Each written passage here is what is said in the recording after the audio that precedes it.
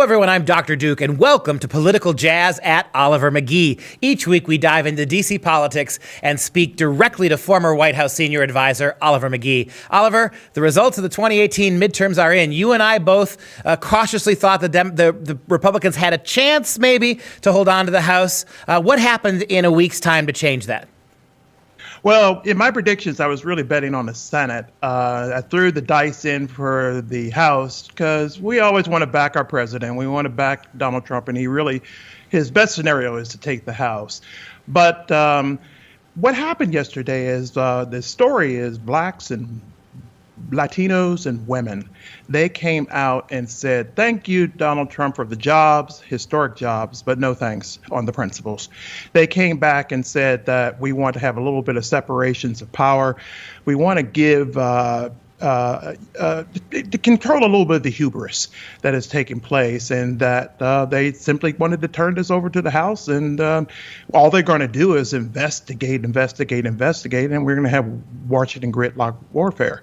That's going to play very, very bad for the Dems in the House because they get to the temptation that they want to be, which is to hate Trump and to try to investigate him from taxes all the way to the campaign. And looking back at what happened with the Hillary book, then they're going to be basically coming into 2020 election with, what did you do? You got the power. What did you do? What did you do in healthcare? What did you do on helping to keep the jobs going? What did you do with getting a good budget, getting infrastructure done, getting all kinds of things that really help this economy and keep it moving forward? But on the other side, people came and voted for 107 women in the House, which is a good thing. That's always good for diversity. But at the same time, they gave a great force in the Senate, and all of the power in Washington is in the Senate and the presidency. So I think Republicans can rejoice today and say that we still have the White House, we still have the Senate, and that's where the long-term policy takes place. Yeah, we ought to be honest, too, Oliver. As you know, we had a Republican Congress for 2 years and didn't acquit itself very well. Not a whole lot that they did. They spent as much time opposing the president and siding with goofy Democrats as they did actually trying to legislate. My gut tells me that we've had 2 years of investigations. We have had nobody at the Attorney General's office who was going to investigate Democrat crimes. We now know Jeff Sessions has stepped down. Talk about two things for me, Oliver. Why has Jeff Sessions been so reluctant to push back? For every one Republican scandal, I can name you 2 Democrat scandals. And yet, where are the investigations? What was going on with Sessions, and what do you think is going to come next for Trump at the Attorney General office? Well, I think the Attorney General's office is a signal of what's happening to the Trump White House and even across the cabinet. The Never Trumpers, he's going to say, can I have your resignation? I need to get my team in. I need to get very serious about my White House, and I need to get some very good people with gravitas who are very well and smart, and I want to listen to those smart people. I went to the Wharton School. Donald Trump went to the Wharton School, and if I know Donald Trump is a Whartonite, he's a thinker. He really thinks things very deeply, contrary to what the public media wants to make of him. And he's a very nonlinear thinker. But he needs to have other people around him that's thinking as quickly and as effectively as he. When you have a switch to the House, to the Dems, that's really saying and forcing the presidency actually to become better. It's forcing the presidency to understand where it works, which is Washington. And then that's not always a good thing to be ingrained in the deepness of Washington. That's what Donald Trump represents as an outsider. But he also has to understand how the sausage is made in Washington. And I think the White House is going to be working with the Democratic House on sausage making more effectively. But at the same time, Donald Trump will play very well to go to the dignified aspects of the presidency, because he's got to start speaking to the independents in the middle. What I said on Sky, and I'm sharing with you, Duke, that 1/3 of the electorate is Democrats, 1/3 of the electorate is Republicans, but more importantly, 1/3 of the electorate is independents. And they showed up yesterday and made a very big difference in turning the Atlantic coast and the Pacific coast blue, and a lot of too many blue patches in the middle. And I think that's what was the story yesterday. But ironically, a lot of the independents also broke for the Senate candidates on the Republican side. So it does sort of show that what the independents need is not dogma or one-sided ideology. They need a reason to vote for you.